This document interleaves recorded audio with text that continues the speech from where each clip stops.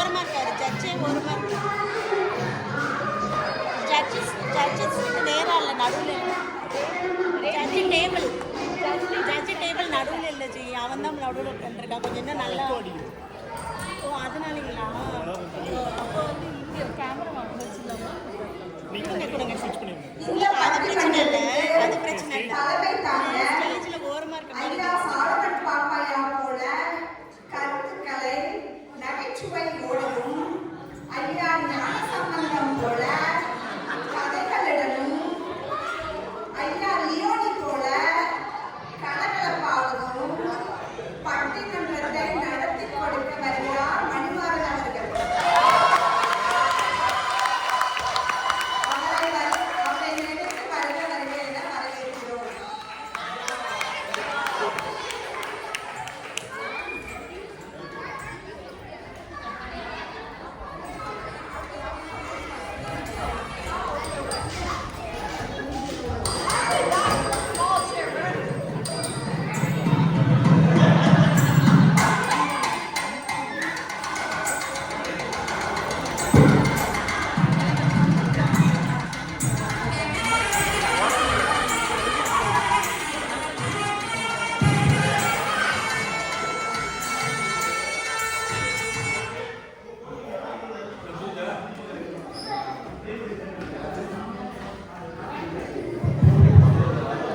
எங்களது வாழ்வும் எங்களது வளமும் மங்காத தமிழென்று சங்கிய உலகம் என்ற பாரதிதாசனின் வீரக்கவியில் இந்த பட்டிமன்றத்தினை தொடங்குவதற்கு மிகுந்த மகிழ்ச்சி அடைகிறேன். அறிவார்ந்த அவைக்கும் மதிய உணவு கொண்டு மயக்கத்தில் இருந்து தெளிந்து திருப்பி தேநீர் அறிந்துவிட்டு எப்போதும் வீட்டுக்கு எங்களை விடுவார்கள் என்று எதிர்பார்த்து காத்திருக்கும் அனைவருக்கும் எனது வணக்கங்கள். ஒரு அருமையான சித்திரை திருநாள் கொண்டாட்டத்தை இங்கு ஏற்படுத்தி கொடுத்திருக்கிற கல்வி தமிழ் பள்ளி முதல்வர் நண்பர் முனீஸ் அவர்களுக்கு எனது நன்றியை தெரிவித்துக் கொள்கிறேன். இப்படி ஒரு பட்டிமன்ற நிகழ்விற்கு என்னை நெறியாளர்கள் செய்யுமாறு கேட்டுக்கொண்ட எனது அன்பு அண்ணன் வெங்கட் அவர்களுக்கும் இந்த நேரத்தில்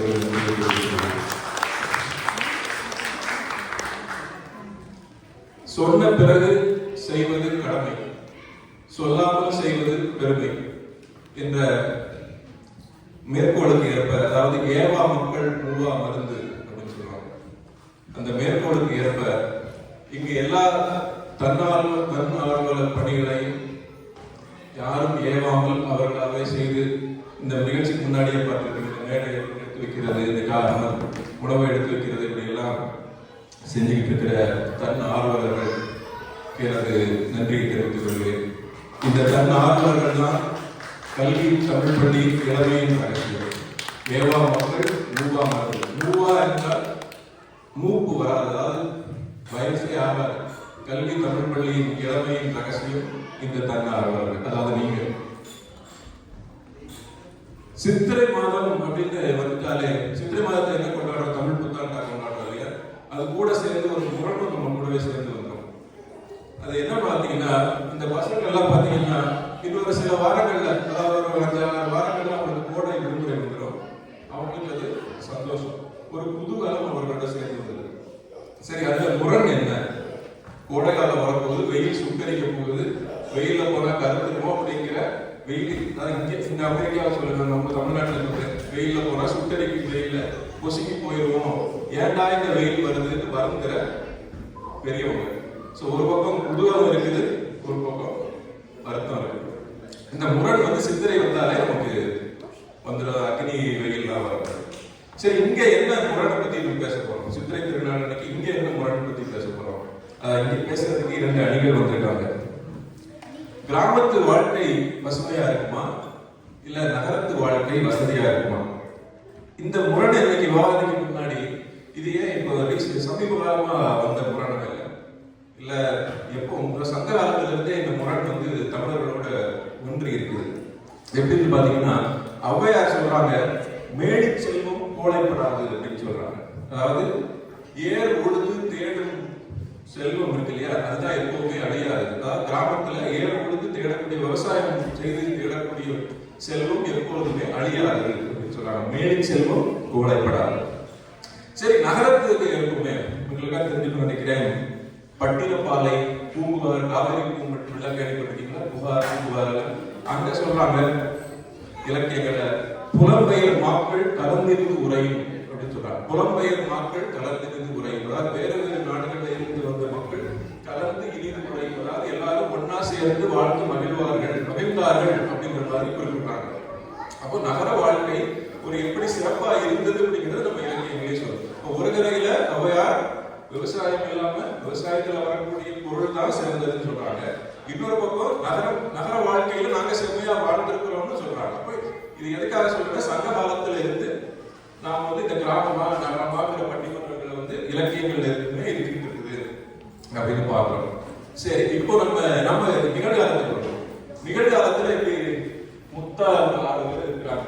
யாருன்னு பாத்தீங்கன்னா சித்திரை வெயில விட அனல் பரக்கூடிய வாதங்களை எடுத்து வைக்கிறது இங்க 6 பேர் வந்துருக்காங்க. திருவிழா முடிக்கிறது பார்த்தா என்ன மாதிரியான வாதங்கள் வச்சிருக்காங்கன்னு தெரியல. கிராம வாழ்க்கை அதுதான் ரொம்ப சிறந்தது அப்படின்னு சொல்றதுக்கு சிவதன்யா மாதேஷ் இருக்கிறாங்க. பருவி நிலவன் இனியவன்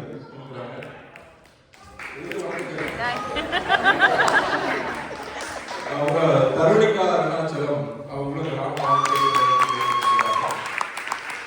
அடுத்தால நகர வாழ்க்கை சிறந்தது, நகர வாழ்க்கையில தான் வசதிகள்லாம் இருக்குது அப்படின்னு பேசுறதுக்காக இந்த பக்கத்துல பாரதி முனீஸ்வரன் இருக்கிறாங்க. அப்புறம் கிருஷ்ணாரன் சதீஷ் இருக்காங்க. அப்புறம் பிரணவ முருகன் ராமமோகன். இப்படிப்பட்ட 6 முத்துக்களும் எப்படி அகல் பறக்க விவாதிக்க போறாங்கன்னு பார்ப்போம். முதல்ல கிராம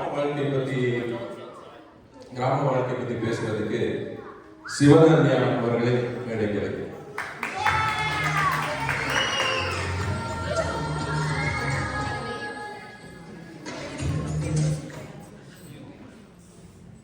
நடுவிலே தவறாக நீதி வழங்கும் தமிழர் மரபில் வந்த நடுவரவர்களுக்கும் இங்கு கூடியிருக்கும் எல்லாருக்கும்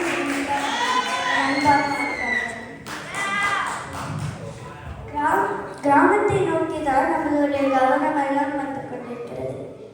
காரணம், கடவுள் படைத்தது கிராமம், மனிதன் உருவாக்கியது நகரம்.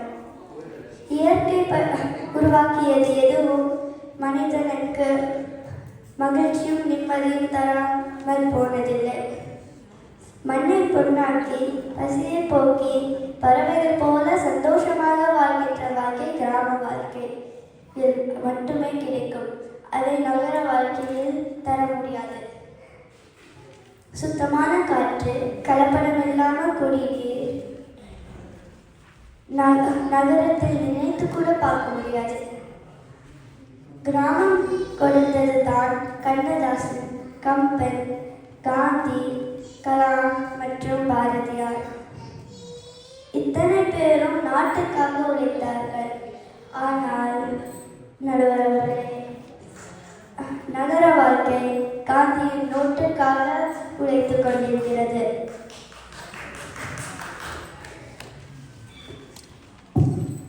பணத்தை தேடும் முயற்சியிலும் கல்வியை திணிக்கும் முயற்சியிலும் தன் வாழ்நாட்களை துளைத்துக் கொண்டிருக்கிறது நகர வாழ்க்கை. நாங்கள் அப்பாவுடன் நீச்சல் கற்றுக்கொள்கிறோம் நம்ம கிராமத்து வாழ்க்கையில். ஆனால் நகரத்தில் காசு கொடுத்து நீச்சல் பழகுவோம். எந்த இடம் மகிழ்ச்சியும் மன நிம்மதியும் தருகின்றதோ அதுவே கிராமம். மகிழ்ச்சியும் மன நிம்மதியும் இல்லாமல் எந்த இடத்தில் புலம்புகிறார்களோ அதுவே நகர வாழ்க்கை. நடுவர்களே, கிராமத்துடைய பண்பாட்டையும் கலாச்சாரத்தையும் முழுமையாக நேசித்து வாழ்க்கையை நடத்துவோம் என்று கூறி நல்லதொரு தீர்ப்பை எங்களுக்கு தான் வழங்குவீர்கள். ஏனென்றால் உங்களுக்கு தெரியாத குரல் ஒன்று என்று கூறி நான் விடைபெறுகிறேன். நன்றி, வணக்கம்.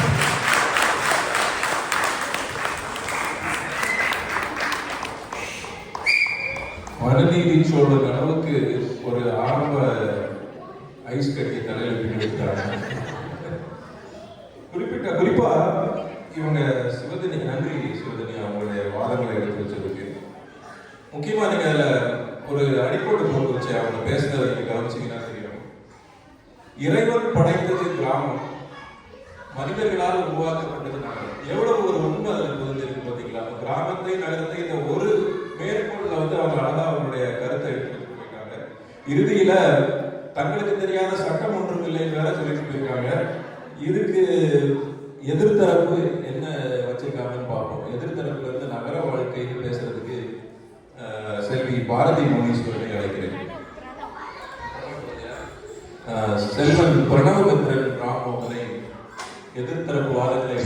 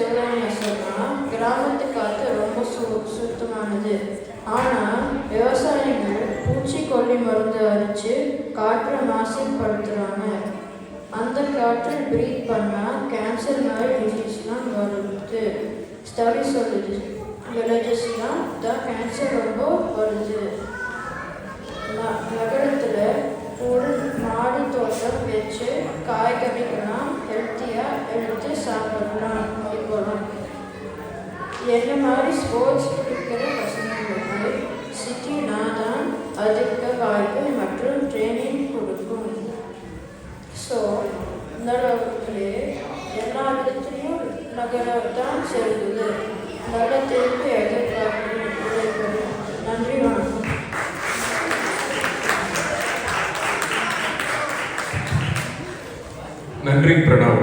அவன் இறுதியா முடிக்கும் போது சொன்னா பாத்தீங்களா, என்னைய மாதிரி ஸ்போர்ட்ஸ் பர்சனுக்கு நம்ம எல்லா விதமான பயிற்சிகள் எடுக்கிறதுக்கும் ஒரு அணியில சேர்ந்து விளையாடுறதுக்கு உள்ளான வாய்ப்புகளை நகரத்துல தான் எனக்கு எளிதாக அணுக முடியும் அப்படிங்கிற ஒரு நிதர்சனமான உண்மையை சொல்லியிருக்கிறான்.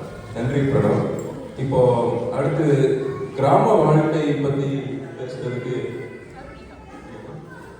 தருணிகா அருணாச்சலம், செல்வி தருணிகா அருணாச்சலம் அவர்களே அழைக்கிறேன்.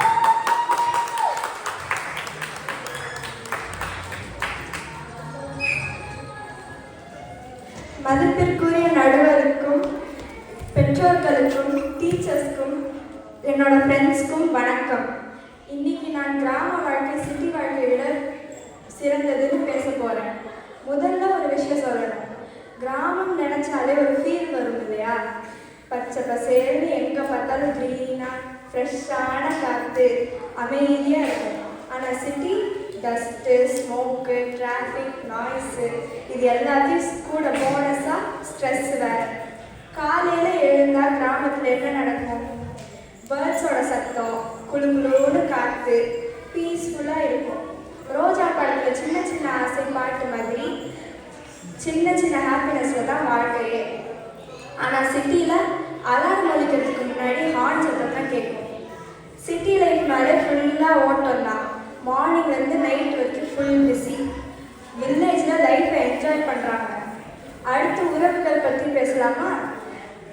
கிராமத்தில் சொந்த பந்தங்கள் எல்லாரும் பக்கத்துலேயே இருப்பாங்க. ஊரில் இருக்கிற எல்லாரையும் எல்லாருக்கும் தெரியும். ஆனால் சிட்டியில் பக்கத்து வீட்டில் யார் இருக்கான்னு கூட தெரியாது. சொந்தக்காரங்களுக்கு குட் மார்னிங் குட் நைட் சொல்லணும்னா கூட வாட்ஸ்அப்பில் தான். சாப்பாடு பற்றி சொல்லணும்னா கிராமத்தில் ஃப்ரெஷ்ஷான காய்கறி பால்லாம் வச்சு ஹெல்த்தியாக டேஸ்டான சாப்பாடு கொடுப்பாங்க. ஆனால் சிட்டியில் ஸ்விக்கி ஜொமேட்டோ மாதிரி ஆப் இல்லைன்னா ரொம்ப கஷ்டம்.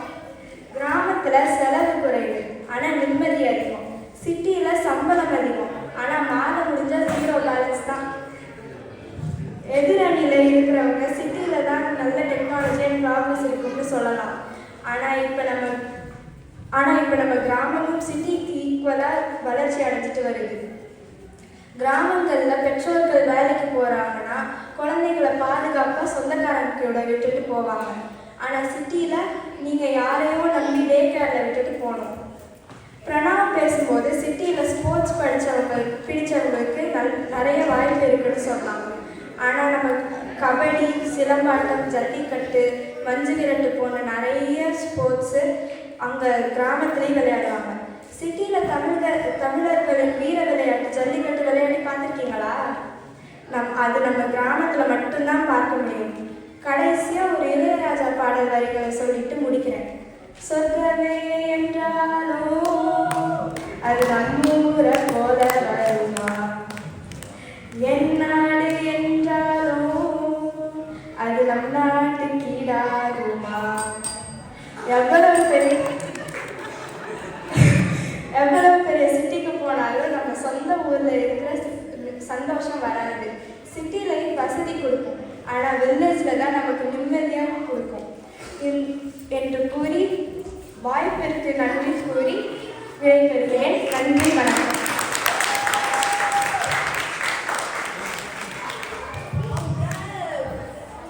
சரசரசரன்னு அவங்களோட திருநெல்வேலியா குற்றால சாரல் மேல விழுற மாதிரி தமிழ் பொழிவு ரொம்ப அருமையாக பேசுகிறீங்க. தருணிகா குறிப்பிட்ட மாதிரி கிராமங்களிலும் நகரத்திற்கு இணையான வளர்ச்சி வந்துருச்சுன்னு சொன்னாங்க. அவங்க பேச்சில் கூட தெரிஞ்சது. நிறைய பார்த்தீங்கன்னா மார்னிங் சொன்னாங்க, பிரேக்ஃபாஸ்ட் சொல்றாங்க, நைட் சொல்றாங்க. அந்த மாதிரி இங்கிலீஷ் கொஞ்சம் ரொம்ப வளர்ந்துருச்சு நினைக்கிறேன். உங்க பேச்சில் ரொம்ப ஆங்கிலம் கலந்து இருந்துச்சு. சரி, இருந்தாலும் உங்களுடைய கருத்துக்களை எடுத்து வச்சீங்க. அடுத்தால நகரங்களை சிறந்தது அப்படின்னு பாரதி அவர்களே.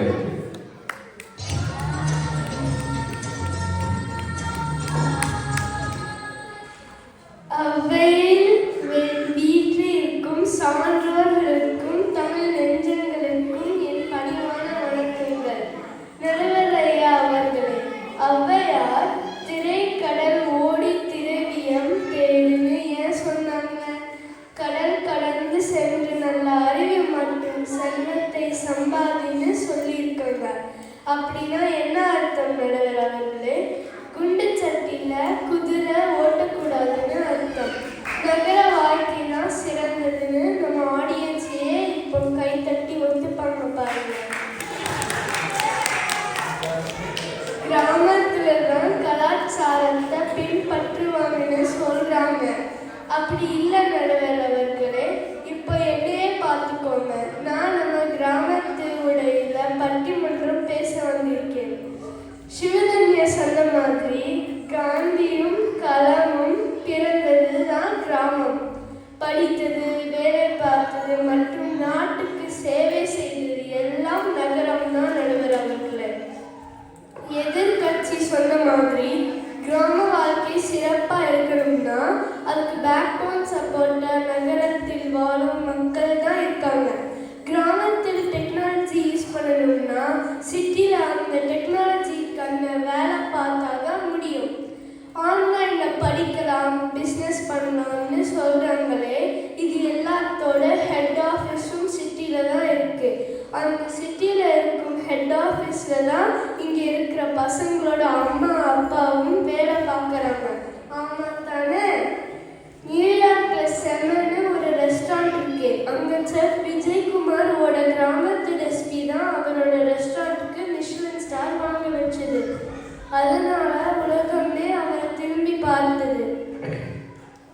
அவர் கிராமத்தில் ஹோட்டல் நடந்திருந்தா அவரை இன்னைக்கு யாருக்கும் தெரிஞ்சிருக்காது. நம்மளும் இங்கே அவரை பார்த்து பேசியிருக்க மாட்டோம். எதிர் அணியில் இருக்கும் பருதிக்கு டான்ஸ் நல்லா ஆட வரும். ஃபோக் டான்ஸும் ஆடுவான், ஹிப்ஹாப்பும் ஆடுவான்.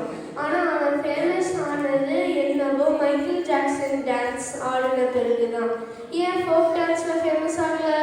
அவன் ட்ரம்பிள் யூஎஸ் பருதின்னு தான் எல்லாருக்கும் தெரியும். திருச்செந்தூர் தமிழ்நாடு பருதியும் யாருக்கும் தெரியாது. யோசிங்க நடுவர் அவர்களே. தரணிகா, அதே இளையராஜா தான் DISCO டிஸ்கோ டிஸ்கோன்னு அவர் பாடினார். என்னதான் நம்ம ஹார்ட் ஒர்க் பண்ணினாலும் ஸ்மார்ட் ஒர்க்கும் பண்ணாதான் முடியும், நம்ம வெற்றி அடைய முடியும். நான் இங்கே ஸ்மார்ட் ஒர்க்னு சொல்கிறது, எங்கே நம்ம உழைப்புக்கு அங்கீகாரம் இருக்கோமோ அங்கே நம்ம இருக்கணும். அப்போதான் பேரும் புகழும் கிடைக்கும். அதுதான் சிறப்பான வாழ்க்கையை அமைத்து கொடுக்கும் என்று சொல்லி விடை பெறுகிறேன். நன்றி, வணக்கம்.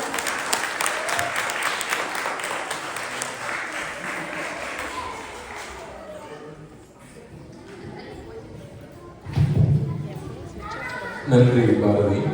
போகிற போக்கில் பார்த்தீங்கன்னா எல்லாம் மிச்ச பேசினவங்க எல்லாமே வந்து நடுவருக்கு மட்டும்தான் ஐஸ் வச்சாங்க. இவங்க பார்வையாளர்களுக்கு சேர்த்து ஐஸ் வச்சுட்டாங்க. பார்வையாளர்களுக்கு ஐஸ், இந்த எதிரணிக்கு ஒரு குத்து. அது வேற. இதுல எனக்கு என்ன ஒரு நினைப்பு அப்படின்னா, திருச்செந்தூரே கிராமம் ஆயிடுச்சா அப்படின்னு. திருச்செந்தூரே நகரம் தான், திருச்செந்தூரே கிராமம் அப்படின்னு சொல்லியிருக்காங்க. இப்போ கிராம வாழ்க்கை தான் சிறந்தது அப்படின்னு ஒரு இறுதி கருத்துல எடுத்து வைக்கிறதுக்கு ஒரு வாய்ப்பு. சிறந்த தாத்தா பேச்சாளர் அப்பா கொஞ்ச நேரத்துக்கு முன்னாடி வந்து பேசினாரு. இப்போ மகன் 3வது தலைமுறையாக வந்து தமிழை எடுத்து வைக்கும் ஒரு குடும்பத்திற்கு வந்து பருதி நிலவரம் கிராம வாழ்க்கை, அதாவது திருச்செந்தூர் கிராம வாழ்க்கை சிறந்தது அப்படின்னு சொல்லிட்டு பேசுறது இருக்கிறார்.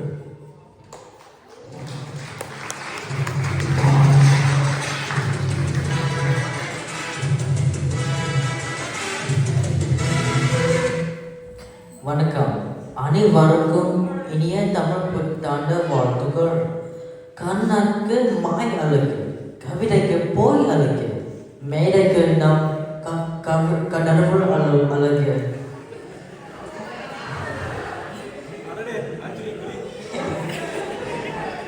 நடந்தல் நடை அழகு, சிரித்த சிரிப்பு அழகு. அந்த மியூசிக் எனக்கு போட்டுக்கணும். பேசினால் தமிழை அழகு. அப்பேற்பட்ட தமிழனுக்கு சொந்தக்காரரான நடுவர் அவர்களுக்கு ஒரு அன்பான வணக்கம். நடுவர் அவர்களை ஒரு பொங்கல் தீபாவளின்னு பஸ்ஸை பிடிச்சா எல்லாரும் ஊருக்கு போறீங்களே, ஏன் 2 மாசத்துக்கு முன்னாடியே ட்ரெயினில் டிக்கெட் ரிசர்வேஷன் பண்ணுறாங்களே, ஏன்னா மனசனுக்கு மகிழ்ச்சி கிராமத்துல தான் இருக்கு நடுவர் அவர்களை. அதான் அடிச்சு பிடிச்சி அங்க ஓடுறோம். உங்களுக்கு அரிசி, காய்கறி, பால் எங்க இருந்து வருது? எல்லாம் கிராமத்துல இருந்துதான் வருது நடுவர் அவர்களை. நகரத்துல நீங்க இருக்கீங்கான அது வேற உங்க பொழப்பாக்குகிறான். இது நல்ல வாழ்க்கைய கிடையாது நடுவர் அவர்களை. பாரதி சொன்னா நியூயார்க் சிட்டியில் ஒரு ரெஸ்டாரண்ட் கிராமத்து சமையல் செஞ்சு ஃபேமஸ் ஆச்சு. அந்த ரெஸ்டாரண்ட்டு கிராமத்துல ஓப்பன் பண்ண வேண்டியது தானே. அது கிராமத்துல ஒருத்தன்னு சொன்னா அவ எதிர் அண்ணில இருந்தது எங்களுக்கு எவ்வளோ சப்போர்ட் பண்ணுவான்னு நான் நினைக்கவே இல்லை நடுவர்களே. கிராமத்துல நாங்கள் யாரும் ரெஸ்டாரண்ட் போகிறது கிடையாது. உண்மைதான். நல்ல சாப்பாடு வீட்டில் கிடைக்கும் போது நாங்கள் எதுக்கு ரெஸ்டாரண்ட் போகணும்? நகரத்து மக்கள் தான் கிராமத்து சமையல் உள்ள சிறப்பு புரிஞ்சு இன்னைக்கு கருப்பாட்டி காஃபி கடை மோரிங்க ரெஸ்டாரண்ட்டுன்னு நகரத்தில் ஆரம்பிச்சு இருக்காங்க. அப்புறம் பாரதி சொன்னா மைக்கேல் ஜாக்சன் மாதிரி டான்ஸ் ஆட ஃபேமஸ் ஆனது. நான் ரெகுலராக மைக்கேல் ஜாக்சன் மாதிரி ஆட ட்ரை பண்ணலாம். ஆனால் நம்ம விஜயான மாதிரி ஆடைங்கடா என்னை சுற்றி நான் ஐயனாறு வெற்றி கட்டி பாட போறேன் என்னை பற்றி கேளுங்கடா வாய கொட்டி கடை வெட்டி பொங்க வச்ச காலையத பொங்கலத தொழிக்கெட்டு பொங்க வச்ச ஜல்லிக்கெட்டு பொங்கலத அதிகமாக ஓட்டியம் கலந்து வச்சு விஜய் வச்ச பொங்கல் பொங்கல் பொங்கல் பொங்கல். எப்படி கொத்து அட்டம் ஓடுன தானே அட ஆட்டம். நீங்க சொல்லுங்க நடுவர்களே. கடைசியா முடிக்கிறதுக்கு முன்னாடி ஒரு நகர வாழ்க்கைக்கும் கிராம வாழ்க்கைக்கும் உள்ள வித்தியாசத்தை சொல்லி முடிக்கிறேன் நடுவர்களே. ஒரு பிரச்சனை வந்த எல்லாரும் ஓடி வந்து ஹெல்ப் பண்ண அது வில்லேஜ். ஒரு பிரச்சனைன்னு வந்தா எல்லாரும் ஓடி ஒளிஞ்சு அது சிட்டி. சொந்தப்பட்டு எல்லாத்தினாலும் சொந்த பண்டங்களுடன் சேர்ந்து வாழ்ந்த அது நம்ம வில்லேஜ். சம்பாத்திற்காக சொந்த பண்டலங்களை விட்டுட்டு தனியாக வாழ்ந்த அது சிட்டி. விஸ்வஸ்வரத்தில் வித்தலை பக்கம் போட்டு அட வில்லேஜ். அது விஸ்வஸ்வரத்தில் பீட போட்ட அது சிட்டி.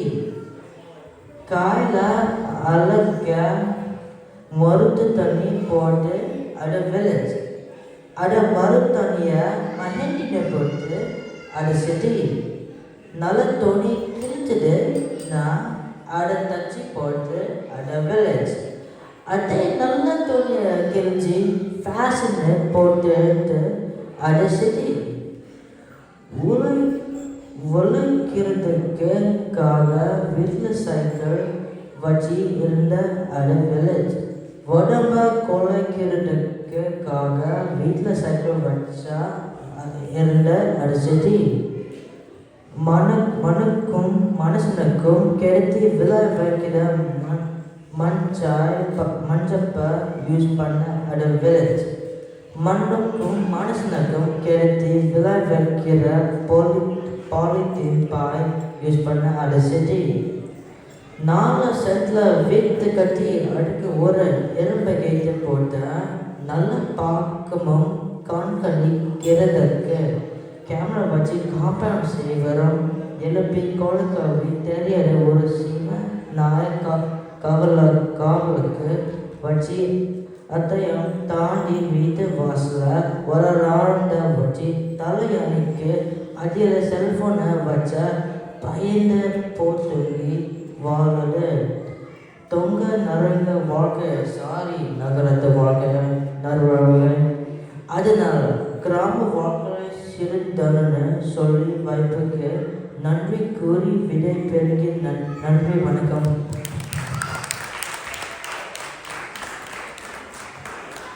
தமிழகத்து மைக்கேல் ஜாக்சன் அவருக்கு ஒரு கைத்தக்கல்ல இருக்காரு விசில். ஒரு திராவிட அரசியல் எப்படி ரசிகர் அரசியலாக மாறுகிறது அப்படிங்கிறத வந்து அதில் அவருடைய கருத்து கிராமத்து மகிழ்வான வாழ்க்கையை பற்றியும் சொல்லிட்டு போயிட்டாங்க. ரொம்ப நன்றி பருதி. அடுத்தால இறுதியா நகரத்து வாழ்க்கையே சிறந்தது அப்படிங்கிற இறுதி கருத்துக்களை எடுத்து வைக்கிறதுக்கு கிருஷாந்த் சதீஷ் அவர்களை அழைக்கிறேன்.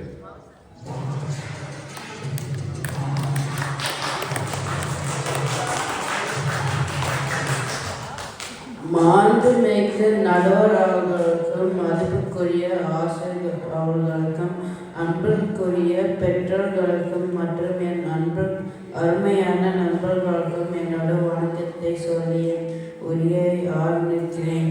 நடுவர் அவர்களே, நம்ம பருதி ஒரு பாட்டு பாடி ஆட்டம் ஆடினார். அந்த ரியல் ஆட்டினாங்க நம்ம தளபதி விஜய். அவரே செட்டில தான் இருக்கிறார்.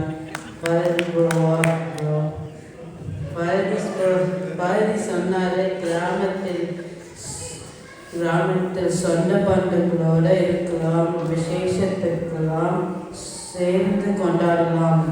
அதெல்லாம் சரி. கடைசியில் அவங்களும் அவங்க பிள்ளைங்களும் எங்கே வராங்க? அவங்க எதிர்காலத்தை நோக்கி சிட்டிக்கு தான் வராங்க. முன்னாடிலாம் கிராமத்தில் திண்ணையிலும் மரத்திலும் மக்கள் கூடுவார்கள், நேரத்தை வீணடிப்பார்கள். ஆனால் இப்போ பல கிராமத்தில் காலியாக தான் இருக்கு. காரணம் புரிந்து கொண்டார்கள், அவர்கள் வளர்ச்சி நகரத்தில் தான் இருக்கு, கிராமத்தில் இல்லை என்று.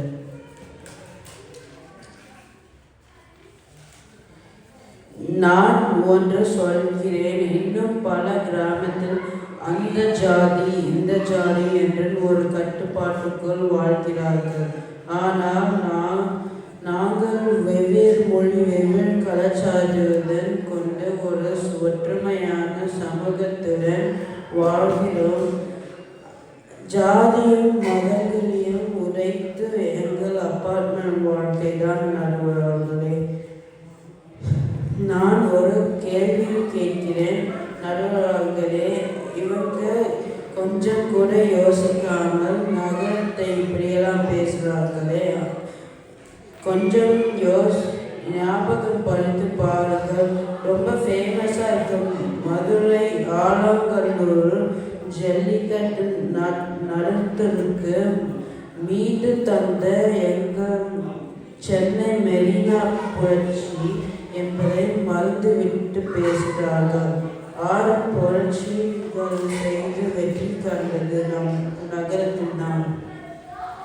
நகரம் என்பது வெறும் கட்டிடங்கள் மட்டும் இல்லை, அது ஒரு வாய்ப்பு மையம், அது ஒரு கனவு தொழிற்சாலை, அது ஒரு வெற்றி தளம். ஆகவே நடுவர் அவர்களே, எல்லா வசதிகளும் எல்லா வாய்ப்புகளும் எல்லா வளர்ச்சியும் நகரத்தில் தான் கிடைக்கின்றன. கிராமம் மனசை அமைதியப்படுத்தும், ஆனால் நகர வாழ்க்கை உயர்த்தும், அறியாமையை அகற்றும். அதனால் நான் உறுதியாக சொல்கிறேன், நகர வாழ்க்கை தான் சிறந்தது என்று சொல்லி என்னோட ஒரு உரையை முடித்துக் கொள்கிறேன். நன்றி, வணக்கம்.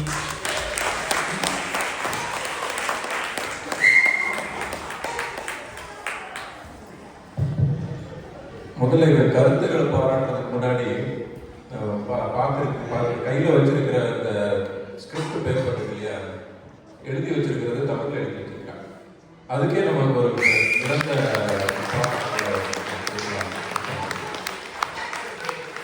அப்புறம் அவன் பேச்சில் நீங்க கவனிச்சீங்கன்னா தெரியும், நகரத்தில் நாங்கள் ஜாதிகள் பார்ப்பது இல்லை, மொழி பிரிவினை ஏதும் இல்லை. உண்மையிலேயே நம்ம அதை அனுபவிச்சு பார்த்துக்கிறோம் இல்லையா. நம்ம கிராமத்தில் எவ்வளவு நம்மளுடைய வேலைக்காரர்கள் இருக்குது, நகரத்தில் இல்லைங்கிறது உண்மையிலே ஒரு தெளிவான சிந்தனைங்க. இவை மட்டும் இல்லை, இங்கே பேசின அவ்வளோ பேருமே பார்த்தீங்கன்னா இவங்க வயதுக்கு கூடுதலாக அவங்களுக்கு கண்டிப்பாக பெற்றோர்கள் தான் எழுதி கொடுத்துட்டு போகிறாங்க, பெற்றோர்கள் உதவி பண்ணிட்டு போகிறாங்க. இருந்தாலும் இந்த வயதில் இதையெல்லாம் அவங்க தெரிஞ்சுக்கிறதுக்கு நம்ம எடுத்த முயற்சிகளுக்கு முதல்ல உங்களுக்கு ஒரு நன்றியை. இப்போ நம்ம எல்லாரும் பேசி முடிச்சுட்டாங்க. சரி, இப்போ இது நம்ம ஒரு முடிவுரை இல்லை, என்ன தீர்ப்பு, என்ன ஒரு இவ்வளோ நேரம் பேசிட்டோம், என்ன தீர்ப்பு கொடுக்கணும் அப்படின்னு யோசிக்கும் பொழுது எனக்குள்ள தன்மை சொல்கிறேன் என்னன்னா, ஆரம்பிக்கும் பொழுது ஒரு சந்தோஷமாக தான் வந்தேன். நம்ம ஏற்கனவே இப்படி தீர்ப்பு சொல்லுங்க, மனக்கோணம்னு சொல்லுங்க அப்படின்னு சொல்லியிருக்க உடனே சரி, அதுக்கு தகுந்தாப்புல ஒரு ஏற்பாடு வந்து. ஆனால் இவங்க போட்டிருக்கிற முயற்சிகள், இவங்க சொன்ன கருத்துக்கள் எனக்கு இன்னும் உண்மையாக சொல்ல பிடிக்கும்னா, இதை வெங்கட் ஏற்கனவே எனக்கு அனுப்பிட்டாரு, ஒரு நேத்தோ என்னவோ வந்து அனுப்பிட்டாரு. நான் எனக்கு முழுசா அதை படிச்சு பார்க்கறதுக்கு நேரம் இல்லை. எனக்கு ஒரு ஐயமாவே இருந்துச்சு, இங்க வந்தா அவங்க பேசுறது புரியுமா நமக்கு, அதை வச்சுக்கிட்டு நான் பார்க்கலாங்கிறதுனால இங்க வந்து நம்மளால கவனிக்க முடியுமான்னு நினைச்சா, உண்மையிலேயே நான் எதிர்பார்த்ததை விட இந்த பசங்க பேசுறது உண்மையிலே நல்லா தெளிவா புரிஞ்சு, உங்களுக்கு தெளிவா புரிஞ்சிருக்கும்னு நினைக்கிறேன். அருமையா நிறைய கருத்துக்கள் கொடுக்குறாங்க. எனக்கு தர்ம சங்கடம் என்னன்னா, நான் என்ன சொல்றேன், அதுதான் இங்க பிரச்சனையே. இப்போ அவங்க சொன்ன இடத்துல பாத்தீங்கன்னா, கொஞ்சம் நீங்களே ஒரு இளையராஜா பாட்டு கேட்ட உடனே அந்த காலத்துக்கு போவீங்கல்ல, அப்படி நினைச்சு பாருங்க. கிராமம் நிறைய பேர் இதுல கண்டிப்பா கிராமப்புற பின்புலம் இருக்குன்னு நினைக்கிறேன். அந்த கிராமப்புறத்தை நினைச்சு பாருங்க. ஒரு மாட்டு வண்டி சத்தம், ஒரு ஓடை தண்ணி மழை செஞ்ச நேரத்துல ஓடுற ஒரு ஓடை, சாயந்தர நேரத்துல மலையில வந்து குற்றாலத்துல பக்கத்துல வழி அந்த பக்கமா மேற்கு தொடர்ச்சி மலைத்தொடர்ல இருக்கிற எல்லாருக்குமே அந்த உணர்வு தெரியும். சில்லுன்னு ஒரு காத்தடிக்கும், சாயந்தர நேரம் ஒரு காத்தடிக்கும். அப்புறம் இந்த சினிமாவுக்கு போறதே இப்பெல்லாம் நிறைய இணைய தொடர்புகள் எல்லாம் வந்தாச்சு, கையில அலைபேசியில எல்லாமே நம்ம பார்க்கிறோம். ஆனா அந்த காலத்து கிராம வாழ்க்கையில நம்ம வளர்ந்தவங்க எல்லாம் பாத்தீங்கன்னா அவ்வளவு அருமையா இருந்துச்சு. அது கூட இப்போ அது திருப்பி நான் ஔவையாரை வந்து மேற்கொள்ள பாருங்க. அவங்க கிராம வாழ்க்கை சிறந்தது அப்படிங்கிறதுக்கு வந்து அவங்க எப்படி சொல்றாங்க பாருங்க. வரப்பு உயர, இதெல்லாம் கேள்விப்பட்டிருப்பீங்க. அவங்க வரப்பு உயர என்ன விட வரப்பு உயர நீர் உயரும், நீர் உயர நெல் உயரும், நெல் உயர குடி உயரும், குடி உயர கோன் உயர்வான். கோன் அப்படிங்கிறது அரசன். நீங்க கீழே பார்த்தீங்கன்னா வரப்பு உயர நீர் உயரும், நீர் உயர குடி உயரும். நீர்னா தண்ணி போக போக அவங்க கூடி அவங்களோட குடும்பம் உயரும், குடும்பம் உயர நெல் உயர குடி உயரும், குடி உயர கோன் உயர்வான்.